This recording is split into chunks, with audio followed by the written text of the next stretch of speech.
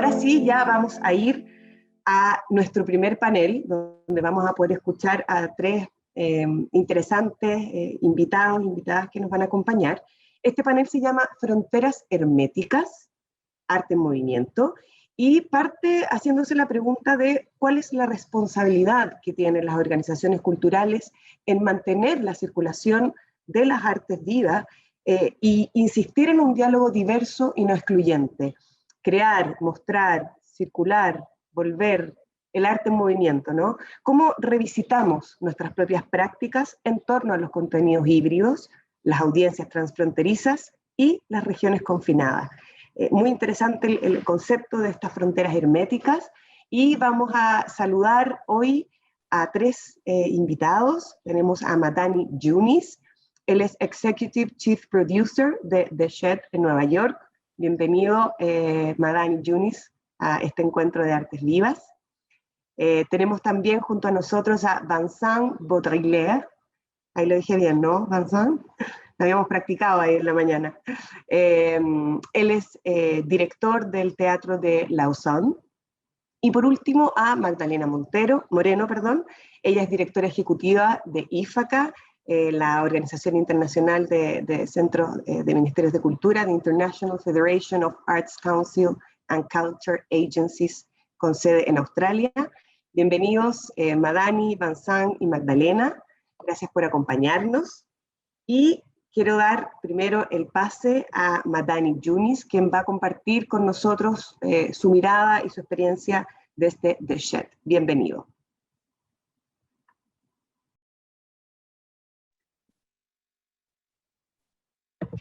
Welcome, Madani. Thanks for being with us. Good morning, everyone. My name is Madani Younis. I'm zooming to you live from Lenape-Hoking, colonially known as Queens, New York. As we zoom live from our homes, each of us here in our tiny rectangles, wherever we currently are located in the United States, we are on occupied territory. I honor and celebrate all those indigenous communities, their elders past and present, as well as future generations. After there were stolen lands, there were stolen people. I honor the generations of displaced and enslaved people that built and continue to build the country that we occupy today. Since we are gathered digitally, let's consider the legacy of colonization, embedded within technological structures, including equipment and high-speed internet, which are not available in many indigenous communities. The technology is central to so much of art we make leave significant carbon footprints, contributing to changing climates that disproportionately affect indigenous peoples worldwide. But acknowledgement is not enough. I invite you to join me in considering our shared responsibility to make good of this time together and to consider participation. Who is invited to participate and who is still left out in all the rooms we are in, both in person and virtually. Thank you to my colleagues for the invitation to speak today. It's an honor to be here. My name is Madani Younis. I am the chief executive producer here at The Shed in New York. For some context, The Shed was born in 2019. We are located in Hudson Yards, so we are in Manhattan here in New York. We are a multi-art form venue. We produce and commission original work across visual arts, across live music, live performance, community participation and engagement. We are a young organization. In 2020, we'd only been open 14 months before the pandemic stopped us in our tracks, as it did many people around the world. I'm really inspired by the conversations we're having today, the conversations that many of you have been having for a few days. For us at The Shed, for me personally, as someone who was not from America, someone who comes to America from the UK, and in this moment in which we're really reflecting on what culture means, the power of culture to change lives, to cut through borders, to traverse those ideas, I'm interested in the question of who writes our cultural narrative, who writes our nation's cultural narrative. Yes, we are cultural institutions producing art, but what is the contract we make with our governments? And in this world that we live in today, soft power is a power that is used by all governments around the world, especially when it comes to culture. For many years, I've been doing this over 20 years. My relationship to various governments around the world have really taught me about the power and the responsibility we as cultural leaders have when designing the relationships we want with our governments, and also how we are led by our governments. So a question for me, and look, these are questions that I'm considering, questions that all of you on this Zoom call today are considering. Who is the author of our nation's cultural narrative? Who decides the narrative that we are telling to ourselves and the narrative we are in turn telling to our neighboring communities, to our neighboring countries? In 2020, for all of us, something fundamentally changed. I met a version of myself that I hadn't met before. In those quiet moments of uncertainty, of despair, of being worried, I had confronted a version of myself that really took me back to my core values and readdressing what my core values are as a cultural leader. Some of you who I've met over the years will have heard me say some of this before, but people often say, I'm not really interested in the business of art. I'm not really interested in the business of art, in that commercial capitalistic ideas of the business of art. I'm interested in the idea of culture making. I'm interested in the idea of place making. I'm interested in the idea of how we lose control. How do we as cultural institution, as cultural leaders, become more comfortable with the idea of losing control? This is a concept that I think is really important for us to hold on to. That for so long, these hierarchical structures that have kind of reinforced systematic ideas of privilege, we have to start deconstructing those ideas. If this moment has taught us anything, it has surely taught us that the structures we currently work within are not serving the most disadvantaged. It is not centering those who need our resources and deserve to have the space and the privilege we have. Often, when democracy was first created, I think it was Aristotle that used this expression of parrhesia, and I'm probably not saying that correctly, so forgive me. But parrhesia was an idea that would often be spoken of as a compliment to kind of political leaders. Parrhesia is our ability to speak the truth in spite of the consequences, our ability as leaders to speak the truth in spite of our consequences. As cultural organizations, who do we become as we come out of this moment of the pandemic? Who are we centering? And what does that change in the way we are? Some of the challenges we all face, and some of the really, these are challenges that I think have faced the cultural sector for many decades, is we should be mindful of the performance of change, that our change should not be performative. Our change should be structural. It should be systemic change. It is not the performance of change that we can no longer be interested in. And by the performance of change, I would just say, given all that has happened in the world, I'm talking, look, I'm here in North America, I know Europe well. In those two territories, for all that has happened over the last 15 months, how have our cultural institutions fundamentally changed? What are the stories? How have our leadership changed? What are we now letting into those? Who are we now letting into those conversations that have historically been excluded? Let me just share a concept with you. It's a concept that I call a new paternalism, a new paternalism. So the idea goes as follows. So those of us who work within these very privileged cultural institutions that historically have been given so many rights and so many opportunities, we hear and we listen to the needs and the voices of those that have been excluded for so many years. This new paternalism for me is troubling, because we listen to those voices and we promise change. We promise change in their name and in their image. But how are these institutions, how are our institutions made accountable to those communities? How are we held responsible in the way that we try and hold our governments responsible?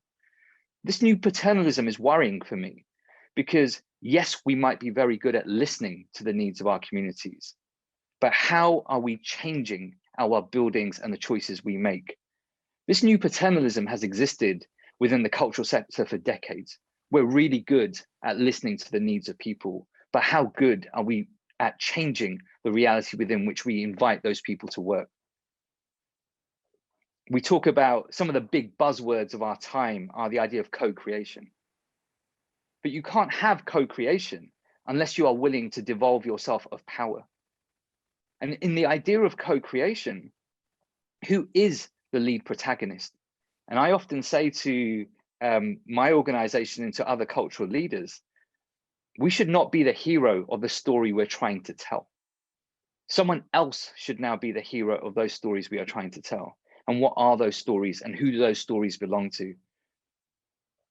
Make no mistake about it.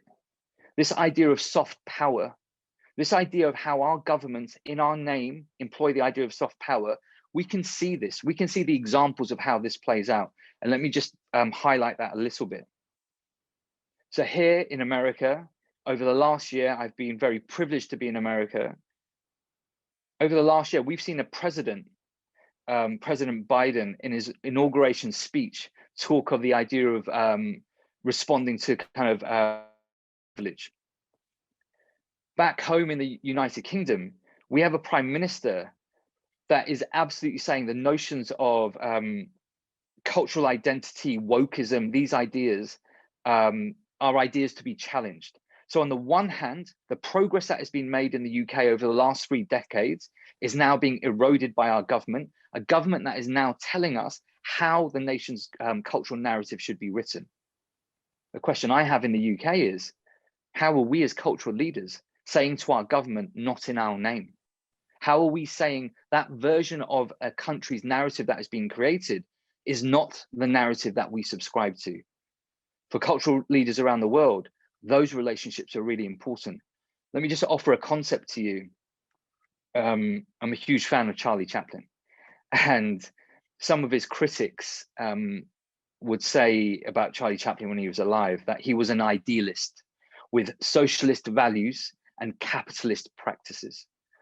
And in many ways, that really describes the relationship of the arts to government, because so often the practices we're trying to employ are practices that exist within capitalist structures.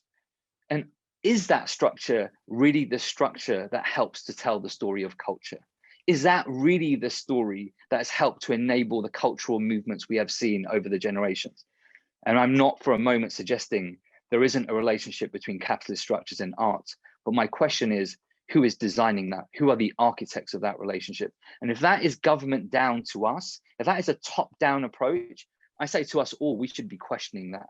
Because right now, if 2020 has taught us anything, our change will come from the bottom up. That is what I believe. When we look at the when we look at artistic movements, they have always come from the bottom up. They have never been by the will of government. And I think we should be reminded of that in this moment in time. Yes, we all feel vulnerable. Yes, we feel exposed. We feel our future is uncertain. But this moment is also a moment of opportunity. This is a moment for us to ask questions that are uncomfortable, to reset and reimagine an idea of what is possible. Because if we come out of this moment and we revert to the choices and the thinking and our thoughts in 2019, then this moment hasn't taught us anything. If we suddenly go back to the structures that made us comfortable before, then in my opinion, we have not learnt enough. This moment should make us feel uncomfortable. The questions we ask now should make us feel fundamentally uncomfortable. We as leaders should become more comfortable with the idea of being uncomfortable and losing our power in that process. I just want to give, just close by giving just a couple of examples of this. Here in New York, and I just cite this example, one of the really inspiring movements that have emerged here in America has been the We See You White American Theatre. If you've not heard of it, do check it out. It's called We See You White American Theatre. This is a leaderless organization led by a group of BIPOC artists. And in 2020, this group of artists came together, introduced new systems of change, new systems of accountability, and began to hold those institutions like my own and many others across New York to account. Because what they are driving at is, if we make promises in the public space, they will hold us to account. But also fundamentally, they are asking questions that we as a cultural sector have kind of conveniently failed to ask of ourselves. I just invite you all to have a look at that movement. In the UK, I'm very much taken by a new generation of artists. What we see in the UK, which I think is really exciting, is a leadership that looks like London. For the first time in many decades, we have cultural leaders in cultural buildings in London that represent all of the city. It is so important as we move forward together and we look at the idea of how our borders do not restrict us. Let us also look at the idea of how our choices empower those that have historically been forgotten. And at The Shed, I think we've made a very big commitment to each other, to the artists we work with, to be more transparent in our decision making and to invite others to our table. I thank you all for listening to me this morning. Thank you all for your time. Thank you. Thank you, Magni. Really, really interesting, all the questions you shared with us. Sin lugar a dudas, hay miles de preguntas, ¿cierto?, que se nos ocurren a partir de las mismas inquietudes que Magni nos acaba de compartir. Antes de abrir la conversación, quiero darle el pase a nuestro segundo invitado de este panel, Vincent Baudrillard. Bienvenido. Ahora sí te escuchamos felizmente en español, entiendo. Voy a intentar. Hola a todas y a todos. Bueno, voy a intentar hablar español. Desde Lausanne, o sea, en Suiza, la parte de Suiza que habla francés en Europa. Y bueno, estoy responsable de un teatro que hace producción, o sea, que invita a artistas a venir, investigar, inventar el teatro de hoy y de mañana y presentar estas obras y después girar e intentar compartir este trabajo afuera del teatro. Y al mismo tiempo invitamos a artistas de otras regiones de Suiza, la parte que habla alemán, la parte que habla italiano, pero también de otros países de Europa y a veces cuando podemos de otros continentes. O sea, somos uno de los pocos teatros en Suiza que intentamos hacer este cruce, este lugar donde se cruce distintas maneras de hablar del mundo de distintos puntos de vista. Y bueno, como todos en nuestro sector, la pandemia fue como una paralización de la esencia de nuestra actividad, o sea, reunirse en una sala y compartir la vista del mundo creado por un grupo de artistas durante una representación, y eso fue como un momento bastante radical que ocurrió como en otras partes del mundo hace un año. Y la primera problemática era de enfrentar a esa pandemia y también de inventar manera de asumir nuestra misión de servicio cultural, es decir, de actuar nuestro papel dentro de la sociedad, de acompañar artistas, producir obras y compartirlas con la gente. Y cuando no se podía hacer, cuando había que cerrar el teatro, había que inventar maneras de reabrirse y de otra manera, con el numérico, como el mundo digital, e inventar nuevas formas de crear, nuevas formas de, o sea, interrogarse cómo enfrentarse. Y después, en la segunda parte de nuestro confinamiento, había la posibilidad de continuar de trabajar y de producir sin poder mostrar, pero también de seguir nuestra misión de apoyo y de desarrollo con los artistas. Ahora hay que mirar por adelante y todo lo que hemos vivido desde hace un año fue como para mí una aceleración de las reflexiones que estábamos, ya trabajando sobre ellas, sobre qué es el teatro del futuro, cuál es el papel, un poco como Mandani Yunus acaba de plantear todas esas preguntas de las fronteras que hay, fronteras dentro de nuestras ciudades, fronteras sociales, culturales, entre las generaciones, entre el origen de la gente, que bueno, con preguntas distintas según los continentes. Pero la cuestión de abrir las fronteras es cada vez más importante. Eso accederá también a la reflexión sobre cuál sería un mundo sostenible que se puede proyectar, cómo vivir debajo del techo de los límites de los recursos, de los límites del impacto del CO2, del carbón, o sea, todas las cuestiones ecológicas, pero también como el piso social, ético, cultural, de lo mínimo que tenemos que tener para vivir juntos de manera decente dentro del planeta. Y desarrollar este teatro sostenible, este mundo sostenible que plantea la cuestión de cuál es el teatro sostenible. Y ahí también las preguntas de la frontera se plantean de otra manera. O sea que cómo relacionarse a otros países, cómo relacionarse a otros continentes, son preguntas muy complejas, quizás más que hace unos años, donde, bueno, podíamos viajar sin preguntarse demasiado. O sea, íbamos por un lado del mundo al otro lado del mundo a encontrar artistas, intentar organizar giras para que los artistas, las obras puedan viajar. Eso hay que plantearlo quizá de manera distinta, pero también hay que, toda esa cuestión del sostenible, para mí es una cuestión fundamental de la relación entre lo local y el global, y imaginar soluciones para resolver esa ecuación compleja.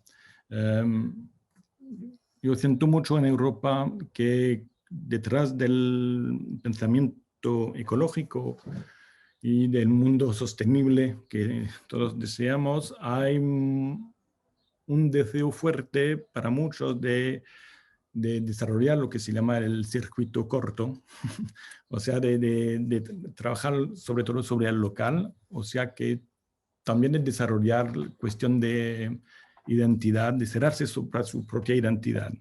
Y es un discurso que para mí es muy peligroso. Y bueno, hay que inventar otras maneras de quedarse abierto al mundo, porque lo que va a ocurrir en las próximas décadas con como se dice, el encargamiento, el aumento del calor en el planeta, son movimientos migratorios muy importantes. Esa cuestión de la relación al otro, a la alteridad, es una cuestión fundamental, y el arte y el teatro en particular tiene un papel muy importante para eso. Lo que intentamos hacer, para dar unos ejemplos, es de, intentar experimentar con artistas nuevas maneras de hacer. Por ejemplo, para dar dos ejemplos de cómo vamos a abrir la próxima temporada, en septiembre próximo. Por un lado, hemos desarrollado un proyecto con dos artistas europeos importantes que han dicho, no vamos a viajar más con el avión. Que el coreógrafo Jérôme Bell y la directora inglesa Katie Mitchell. Y hemos dicho, a ver qué significa eso, y vamos a intentar hacer un proyecto que habla de sostenibilidad, que va a girar por el mundo, pero sin viaje. Y con los dos, y con el Teatro de Vidy, y con la Universidad de Lausanne, estamos intentando desarrollar un proyecto que resuelve esa ecuación. O sea que van a crear a distancia con equipos locales, vamos a crear un proyecto con actores de aquí, con técnicos de aquí, estrenar la obra, hacer un script, el script va a viajar por el mundo. Katie Mitchell va a ser la primera obra, después Jérôme Bell, y después vamos a invitar artistas de otros continentes a participar a este proyecto. Pero al otro lado vamos a invitar otros artistas como Monika Gintersdorfer, que es una artista alemana que trabaja con Franquiao, que es un artista de Côte d'Ivoire en África, Ivory Coast en África, y que ellos trabajan sobre la transcontinentalidad, o sea, de invitar, vamos a estrenar una obra en Vidy, en el Teatro de Vidy en Lausanne, con un artista de México, un artista de Nueva York, de la escena Vogue, y un artista de Abidjan, en África. Y ellos van a viajar, pero vamos a intentar hacerlo de otra manera. Y con las dos obras al mismo tiempo queremos plantear la pregunta con ellos de enfrentar esa cuestión con la necesidad de inventar nuevas soluciones, pero sin esconderse dentro de la facilidad de encerrarse sobre nuestro propio territorio, que desde el punto de vista europeo para mí me parece imposible. Bueno, son unas pistas de reflexión, pero bueno, para compartir después con vosotros. Muchas gracias, Vincent. Además tienes un estupendo español, lo agradecemos mucho. Vincent Baudrillet, recordarles que él es el director del Teatro de Lausanne, Vidy Teatro, y hemos escuchado también esta mañana a Madni Yunis, y ahora vamos a darle el pase a nuestra tercera panelista de hoy, Magdalena Moreno, amiga además chilena, quien queremos mucho, directora ejecutiva de IFACA, que es la International Federation of Arts Council and Culture Agencies. Magdalena está haciendo el esfuerzo de conectarse con nosotros desde Australia, así que muchas gracias, Magdalena, por acompañarnos en esta noche de viernes para ti. Bienvenida. Muchas gracias, feliz de estar aquí.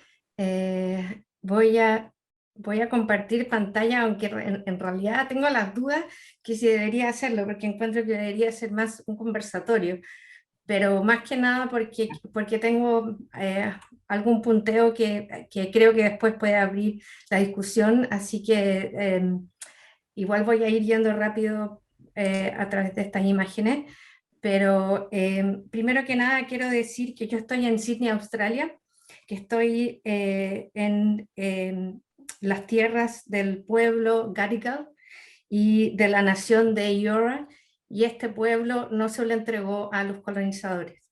Y le entrego mis respetos a su pueblo, a los líderes culturales, hoy los presentes, los que del pasado y los emergentes.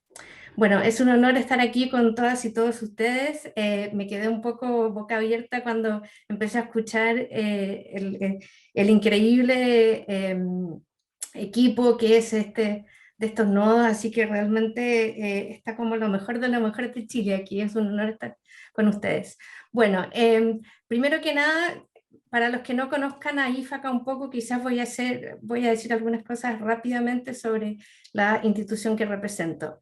La Federación Internacional de Consejos de las Artes y Agencias Culturales es una red global de consejos de artes y ministerios de cultura, agencias gubernamentales dedicadas a impulsar las artes y la cultura representando a 70 países. Nuestros miembros operan en países desarrollados y en desarrollo, situados en África, las Américas, Europa, Asia, Medio Oriente y el Pacífico. El secretariado supervisa el trabajo de la Federación, conecta y responde a las necesidades de los miembros, crea oportunidades de colaboración, intercambio y ofrece un liderazgo y conocimiento probado sobre las artes y la cultura en la vida pública, tanto con la membresía, pero también con la comunidad internacional. Se me ha planteado que les hable sobre las políticas de movilidad y las estrategias globales para un mundo asimétrico. Pero obviamente la asimetría en el mundo ha existido desde siempre, podría decirse, y dependiendo de la óptica o la escala de balance entre las y los que tienen recursos, como lo que decía Matani, o los que los carecen, pero me refiero a los recursos no solamente económicos, sino que me refiero a los recursos culturales, sociales, políticos, y en tiempos contemporáneos las políticas culturales para la movilidad se han transformado a partir de estos y otros factores externos e internos. Esta imagen le va a ser muy familiar a todos ustedes, quizás es un poco redundante que la comparta, pero siempre la encuentro súper práctica en cuanto cuando uno habla de la cadena de valor de las industrias culturales y creativas, partir de la base de lo que pasaba cuando estábamos en un espacio en la era análoga, porque era lineal, ¿no es cierto? Y habían aquellos donde están las flechas, los intermediarios entre la creación, luego la producción y la presentación, en fin, hasta llegar al acceso y la participación. Y luego cuando llega la era digital ya empieza a hacer más ruido, pero a la vez se empiezan a generar redes, en el fondo donde la creación puede ir directamente a la participación, donde se pueden saltar la producción, en fin, como que se empieza a ponerse mucho más circular y permite desde alguna manera una cierta democratización, pero bien, como dice Matani, con solamente el 50% de la población que tiene acceso al espacio digital, también en el fondo enfatiza esta gran brecha digital. Y luego entramos en esta etapa que es más de pandemia, donde todo se pone confuso, difuso, y este es el espacio en que actualmente estamos viviendo, donde hay tensiones, donde muchos temas externos están dentro, están mucho más presentes. Me da mucha vuelta lo que dice Dani también sobre las narrativas, quiénes tienen derecho, quiénes toman esas decisiones, en fin. Entonces, en todos estos eslabones se supone que debería haber buena política cultural y que de alguna manera también se vincula obviamente al tema de la movilidad.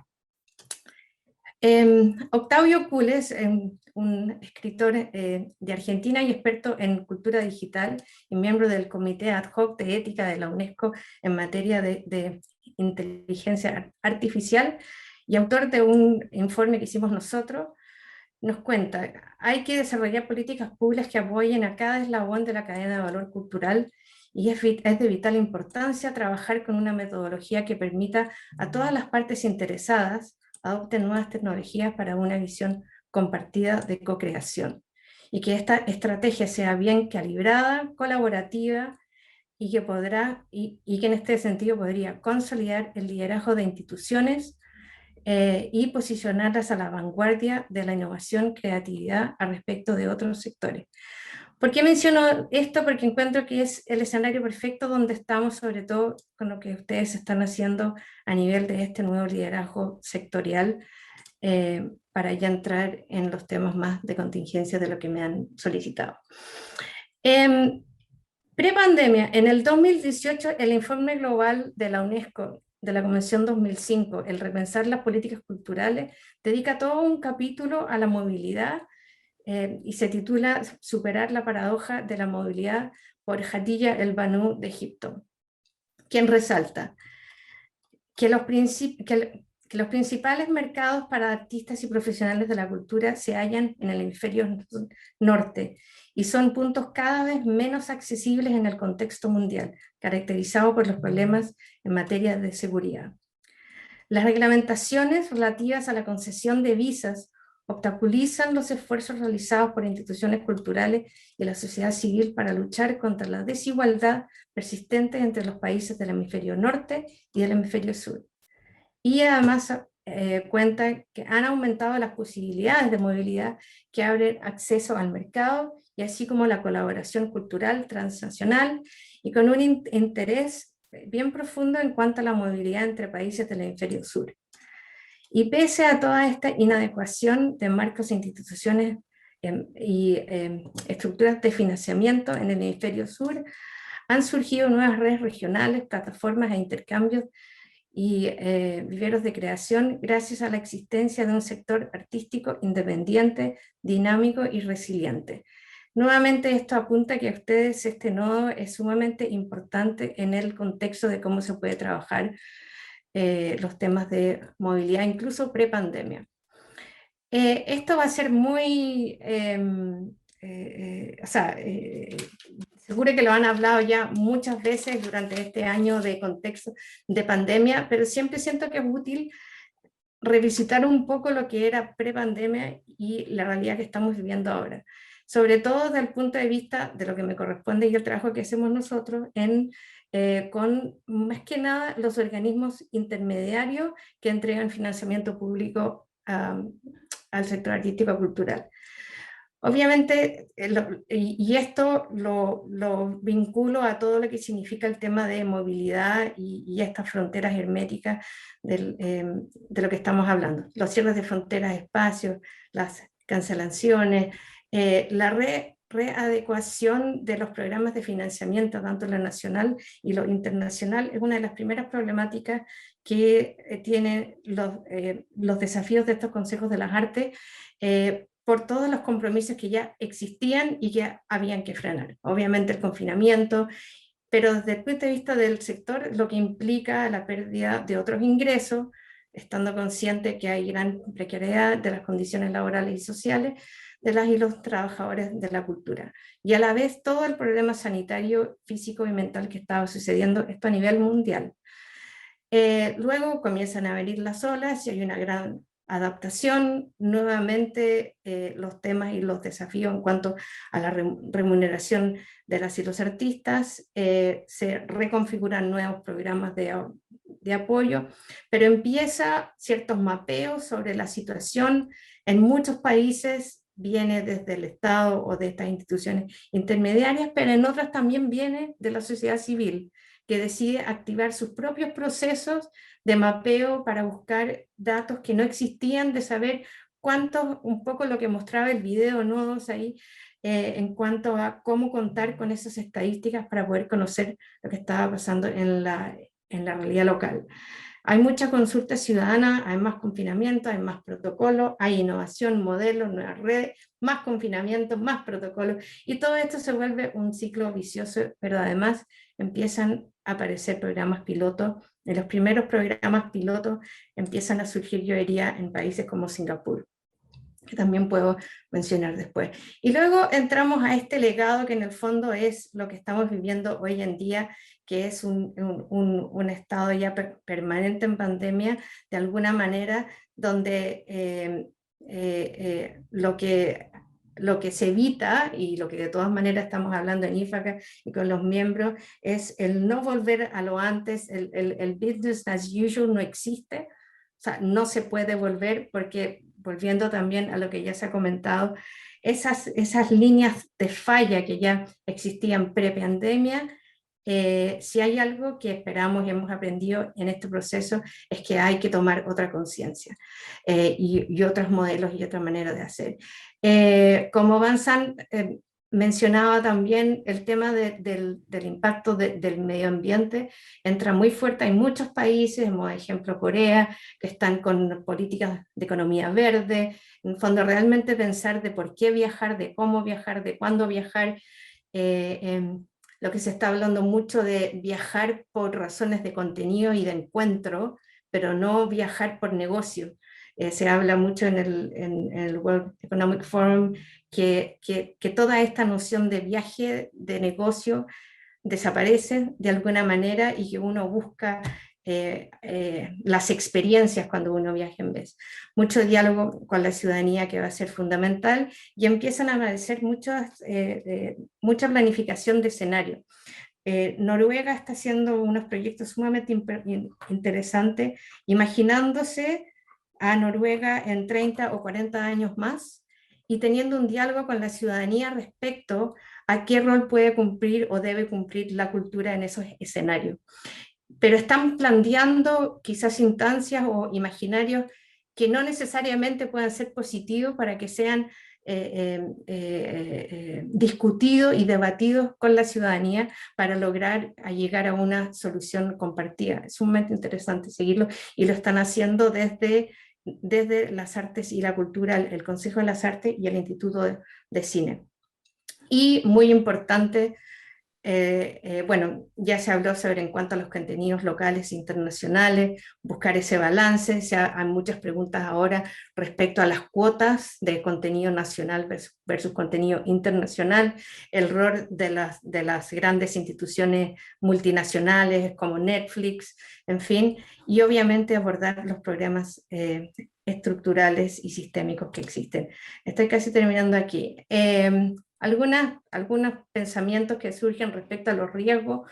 Obviamente la libre circulación de ideas, personas, bienes y servicios es un riesgo muy, muy grande y que no lo podemos perder, porque si bien estamos hablando de fronteras herméticas, el arte y la cultura, el intercambio artístico no funciona con esas fronteras, claramente. Entonces hay que salvaguardar eso.